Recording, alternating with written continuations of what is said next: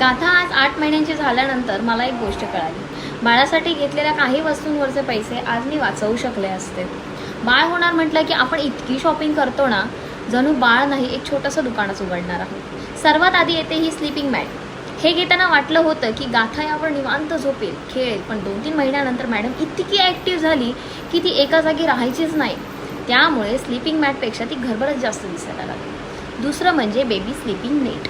खूप रिव्ह्यूज बघितले होते, पण खरं सांगायचं तर गाथा त्यात कधी झोपलीच नाही. मी तिला माझ्या जवळच घेऊन झोपायचे, त्यामुळे ती जास्त वेळ फोल्ड करून ठेवण्यातच गेली. आणि बेबी बेड स्लीपिंग बॅग ही घेताना वाटलं होतं की खूप उपयोगी पडेल, पण गाथा खूप लहान असताना त्यात ती इकडे तिकडे सरकायची. शिवाय ती बॅग इतकी मोठी होती ना की कॅरी करणंही मला प्रॅक्टिकल वाटलं नाही. शेवटी मला तिला हातात घेणं जास्त सेफ वाटायला लागलं आणि कम्फर्टेबल वाटायला लागलं. आता दुसरा पार्ट येतो माझा खेळणी. मी गाथासाठी किती खेळणी घेतली होती ते मलाच आठवत नाही, पण तिचं फेवरेट टॉय कोणते आहेत माहिती आहे? रिमोट, चमचा, स्टीलची वाटी, बॉटल. कधी कधी वाटतं ही खेळणी मी माझ्यासाठी घेतली, तिच्यासाठी नाही.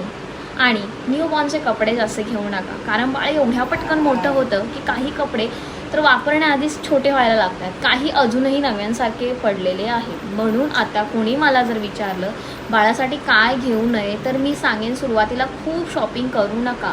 बाळाला खरंच काय आवडतं ते बघा, कारण शेवटी आपण हजारो रुपयांची खेळणी आणतो आणि शेवटी बाळ कशात खुश होतं? एका स्टीलच्या वाटीने. हा माझा एक्सपिरियन्स होता. आता तुम्ही सांगा, बाळासाठी अशी कोणती वस्तू घेतली आहे जी वापरण्या अगोदरच ती कपाटातच पडून राहिली आहे?